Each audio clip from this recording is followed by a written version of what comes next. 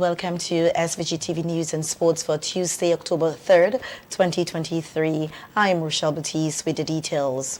Parliament today approves an amendment for the pension of members of the House of Assembly Bill 2023. The bill was tabled by Prime Minister Dr. Ralph Gonsalves, who said the amendment is to increase the pension of persons who have qualified for their pension after serving in the House of Assembly over a period of time.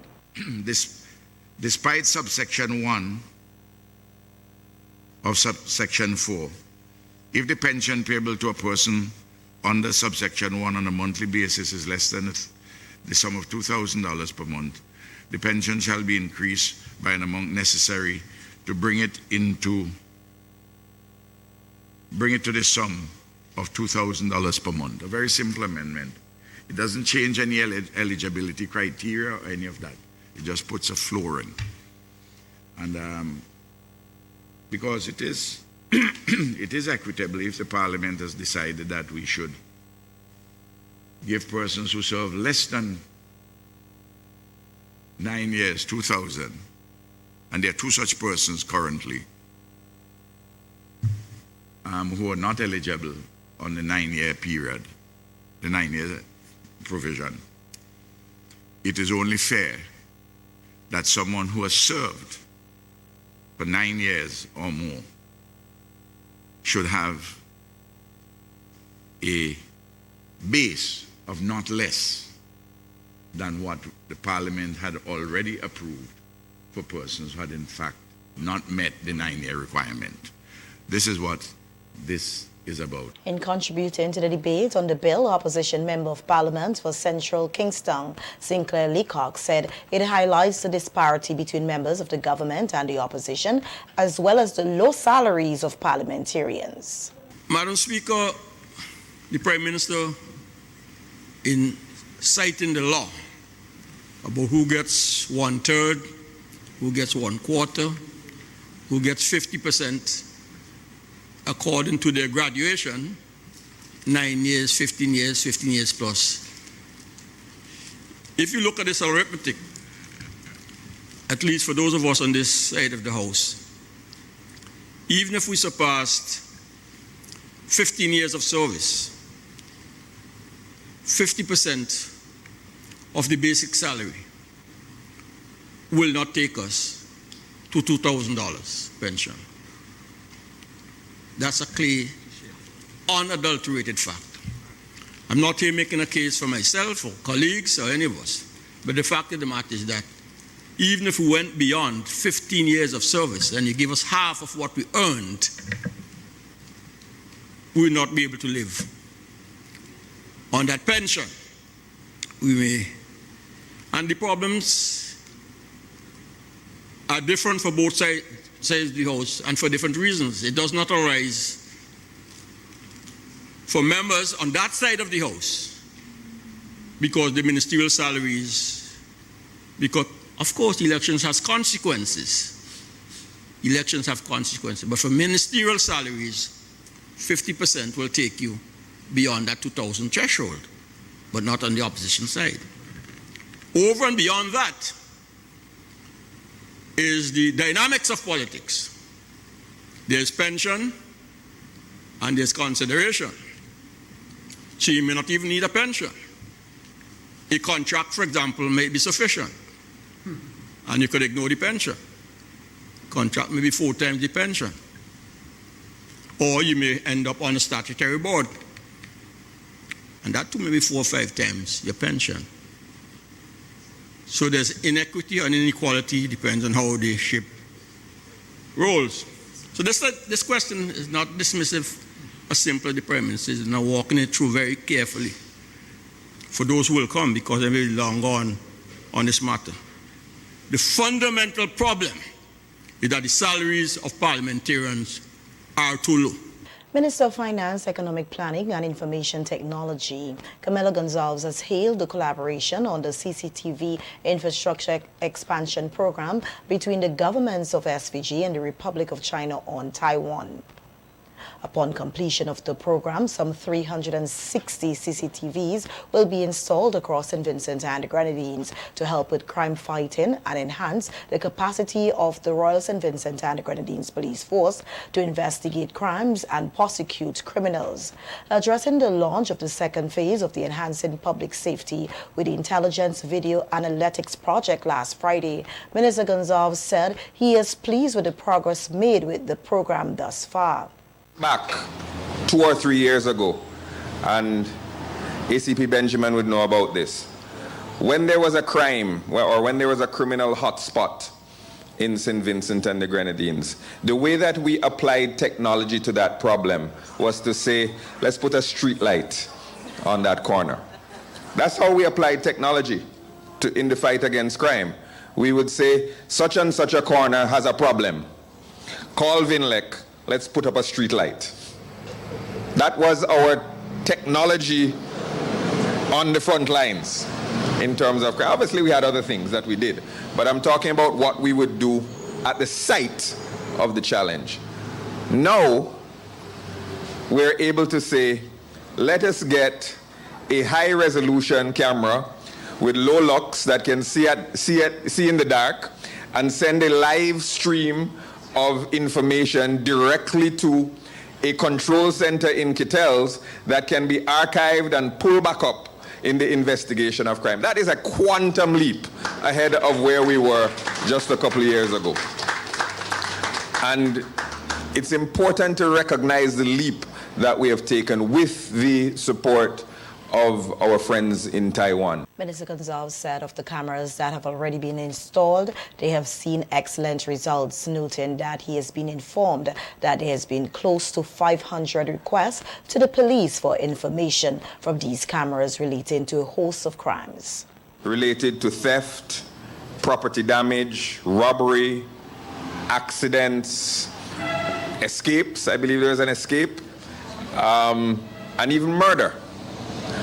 And that information, the police, because of the network of cameras that they have, of those roughly 500 requests, the police have been able to respond to 347, call it 350 of those requests with information. They've been able to provide information from the cameras. So at 200 cameras, we were able to respond to 70% of the requests that police made for information on crime. Imagine what we'll do when we go from 200 to 360 cameras.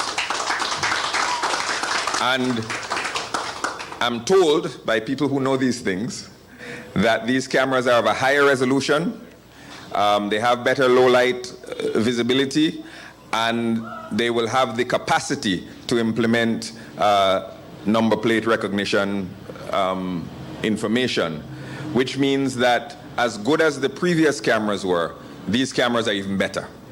And I want to thank the government and people of Taiwan again for not dumping their old tech on us, but giving us the new technology as the new technology becomes available. According to Minister Gonzalez, the value of the cameras will never be solely in the data provided as to how many times they've been asked for information, noting that they will have a deterrent effect on crime. Crimes occur. The cameras have yet and will yet prove their utility as a tool in the prosecution of crimes. The wheels of justice grind a little bit slowly in St. Vincent and the Grenadines and across the Eastern Caribbean. So there's data that has been archived that is waiting to be used in criminal prosecutions, and we will be able to use that data as we go forward. So time will tell the full utility of these cameras. Some of the challenges that Inspector Rodney has identified in the past will be addressed by these cameras. Sometimes he said, well, we're a little bit far, where the camera is was a little bit far away from the crime, the resolution wasn't the best, it was a little bit dark, we couldn't tell with precision exactly who that was. You might know, but whether or not it would be admissible and conclusive in court is another story. And so these improved cameras will enhance the abilities. I believe Carolyn was showing me sample video from one of the big ones. What's it called? The PTZ.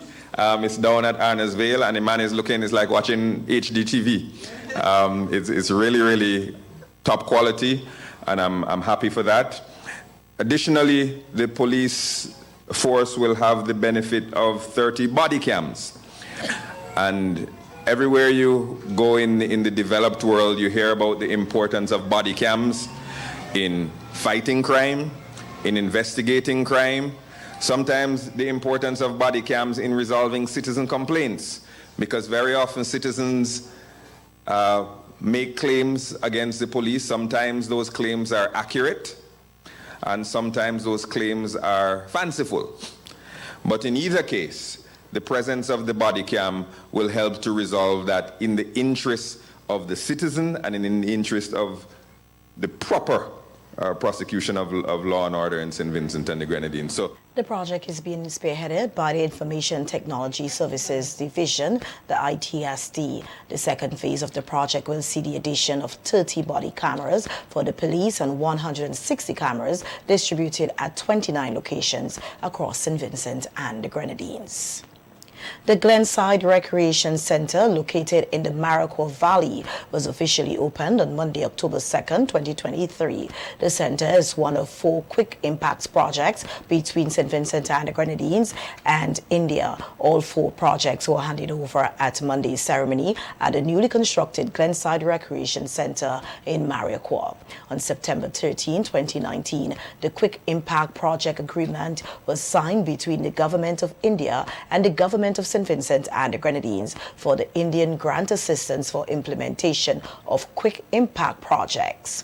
The agreement provided funding of US $200,000 for 4 projects, each project value at $50,000 US, or approximately 135,000 EC dollars. The approved projects were restoration and repairs to the Beckway Community Market, which was completed on December 11, 2020. Construction of the Chateaubriand Agricultural Processing and Training Facility completed in December 2022. Refurbishment of the Calder Community Center completed in September 2023, and the construction of the Glenside Recreation Center completed in August. 3 of the quick impact projects were implemented by the Buildings, Roads and General Services Authority, BRAXA. The Chateaubriand Depot was implemented through Generation Next Inc. with the assistance of BRAXA. Addressing Monday's handing over ceremony, Member of Parliament for Mariquar, Sinclair Prince, said the Glenside Recreation Center is the crowning jewel of projects they have done so far in the area. The center was born out of a shared vision to enhance the community and to act as a catalyst for the further development of Glenside and indeed the entire valley. It was initially the site of a stone crusher, stone mill, and when that was removed, the young people used it to kick ball and to play cricket. It was slowly becoming a village dumping ground by the time we started the project. In the meantime, the people were clamoring for a facility to be constructed. It took us a while because the site sits on the bank of this dangerous Yambu River, which was continually eroding the bank, so therefore we were losing land all the time. So we had to construct a river defense before we could do anything else. And there were people saying, he tricking all you, he ain't gonna do it. But we were waiting, and I said it before, we were waiting on the river defense to be completed before we did anything here. So the ongoing river defense project in the valley itself, because you know we have river defense projects on the Zenga River and on the Tiviat River. And the middle, of course, is Mesopotamia, and that's why it's called Mesopotamia. The Prime Minister told me just now that it's called the Garden of Eden also. So the ongoing project, the ongoing river defense project, was finished just at the time when we heard about the quick impact project to be funded by the Indian government. So we proposed this particular project. Our proposal was approved, and BRAXA was contracted to do the design and construction. I wish at this juncture to thank the Indian government for this tremendous assistance in getting this project done. I wish also to thank Mr. Kem Bartholomew of BRAXA for such a wonderful project. Noting that the Glenside Recreation Center project includes river defense, pavilion, change rooms, meeting rooms, storerooms, toilets, bleachers, hard court, and a children's playground, Minister Prince said it is his hope that the facility will be put to good use. This facility, ladies and gentlemen, will provide our community with a space that encourages physical activity, social interaction, cultural activities, and camaraderie and personal growth. I hope it acts as a hub for the various expressions of the people, and that it will bring the people together, both old and young, in such a way that they would collectively help in their own development. It will provide a safe and wholesome environment for our young people, which I hope will help in the reduction of crime and other antisocial behaviors in the area. So this project is more than a hard court. It is a vehicle, I hope, for the rekindling of our community spirit and the positive and progressive mindset of our young people. I want us all to take pride in this facility. I have seen where elsewhere in this constituency, a small minority take pleasure in destroying the facilities. They break off doors and gates, remove fittings, break toilets, and generally mash up the place put there for their own good. It has been noted that ahead of the handing over of the 4 impact projects in Glenside, Maracor, on Monday, the government of the Republic of India has indicated their interest in facilitating an additional 5 quick impact projects here in SVG valued at $250,000. In other local news now, we hear that the opposition New Democratic Party, the NDP, last evening launched its Youth Guaranteed Pledge. Addressing the gathering at the bungalow in Villa, leader of the NDP, Dr. Godwin Friday, said it is not something they take lightly as they know of the difficulties facing the country, in particularly the young people. 1% of the young people are unemployed. Poverty is growing amongst our young people. Many of our young people, they come out of school, and some of them in this audience here would have had that experience. They come out of school, and year after year passes, and their turn doesn't come to play a part in the economy of this country and to build themselves and their families. So they look for a way out, to leave St. Vincent and the Grenadines to find greener pastures, and not necessarily in the traditional places like Canada and the United States and the UK, but in other parts of the Caribbean, in Antigua and St. Kitts, in Grenada, because St. Vincent and the Grenadines has let them down. We know in order for the young people to thrive in this country, we have to provide opportunities for them to develop their talents and to develop their skills. That is to say, our education system must provide for that. But they must also have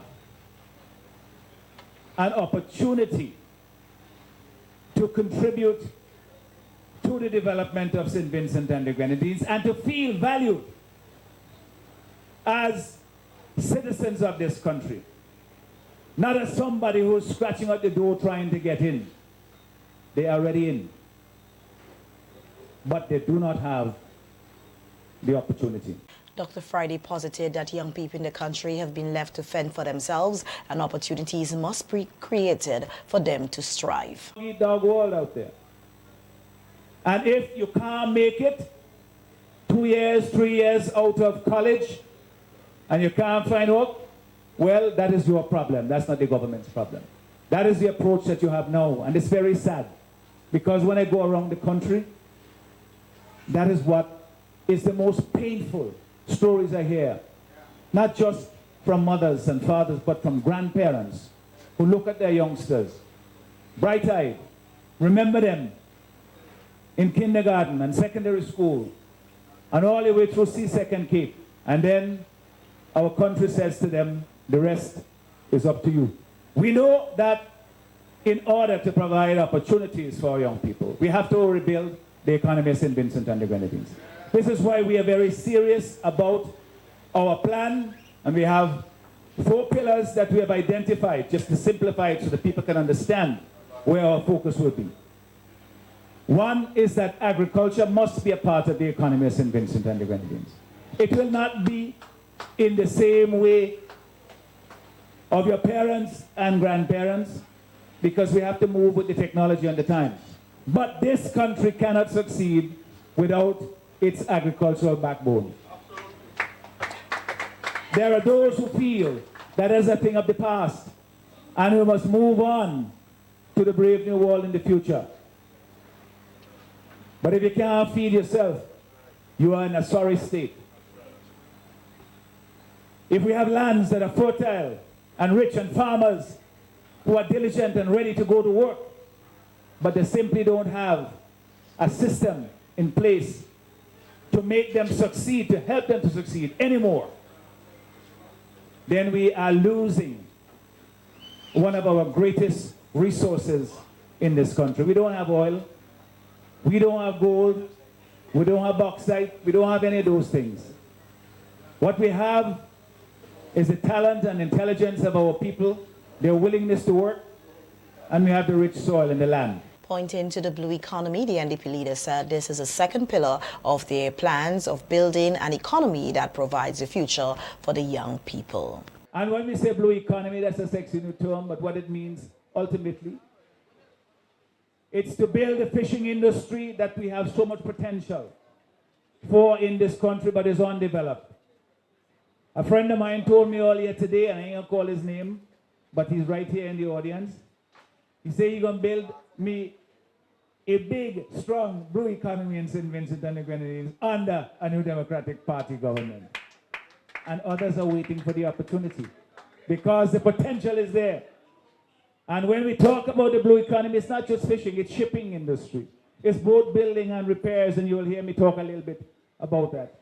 It's yachting industry, tremendous potential, but it's not been given the focus and the leadership that is required to make it succeed. That will create opportunities for our young people. We speak also of what I have lumped together broadly as the new economy. And these are things, we have the information technology industries.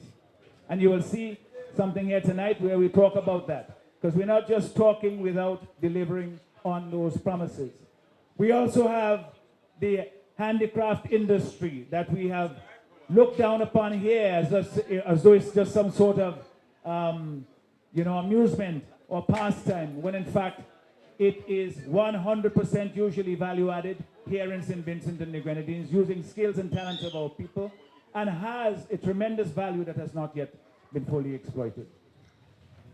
We have the music industry, the arts and the craft, the artists of this country who are our cultural backbone, very important in shaping our destiny as a people, in shaping our identity as a people. But also, we must recognize it as an important part of our economy. And to make those opportunities available to our artists to succeed, to provide the legal framework and the marketing mechanisms to help them to succeed. Outpatient services at the Modern Medical and Diagnostic Center in Georgetown have been suspended for the past 2 days. And the Ministry of Health, Wellness and the Environment, in a news release issued today, said tomorrow, Wednesday, October 4th, all outpatient services have been cancelled. It was also noted that the pharmacy, laboratory and X-ray departments will remain closed tomorrow, Wednesday, October 4th, 2023. However, the MMDC accident and emergency department will remain open for emergency patients. The news release says appointments for dialysis treatment will proceed as usual, and persons with appointments are kindly asked to call the facility at 532-1200 to be rescheduled. While no reason was given for the suspension of the outpatient services, the news release from the Ministry of Health ended by saying, "We apologize for any inconvenience caused and thank you for your usual kind cooperation."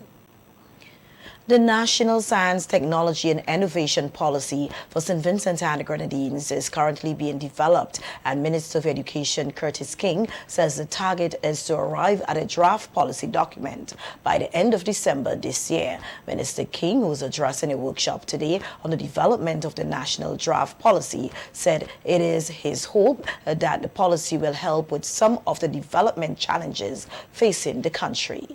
National development challenges, particularly those associated with food insecurity, sluggish educational attainment in mathematics and science, escalating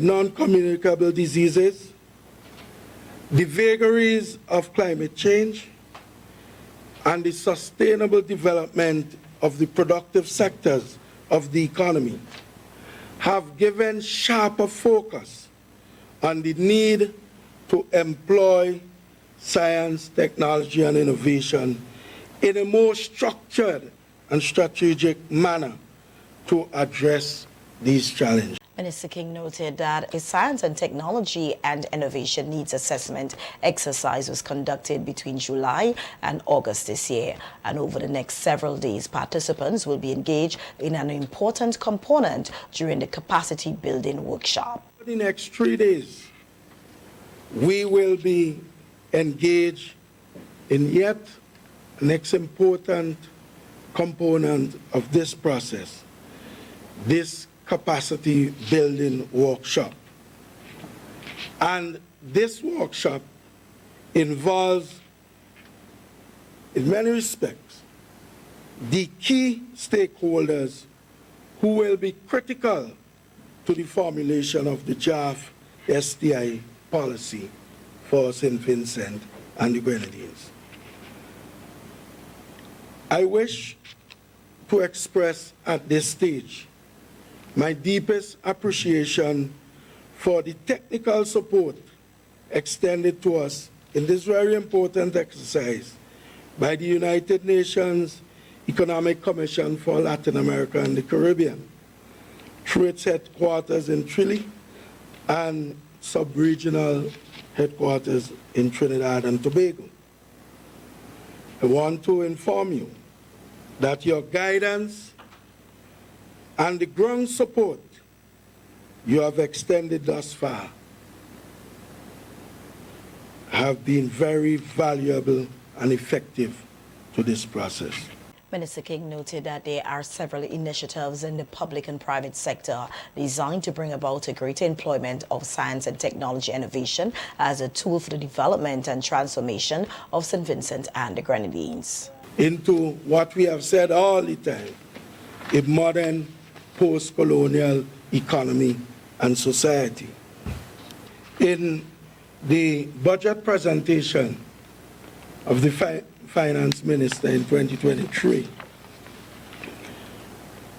on the digital transformation, this is what he indicated. After successful deployment of CASIP, digital infrastructure across St. Vincent and the Grenadines, the government secured $80 million in financing from the World Bank to leverage the CASIP infrastructure to deliver technology-based improvements to the ways in which citizens interact with the government and conduct business.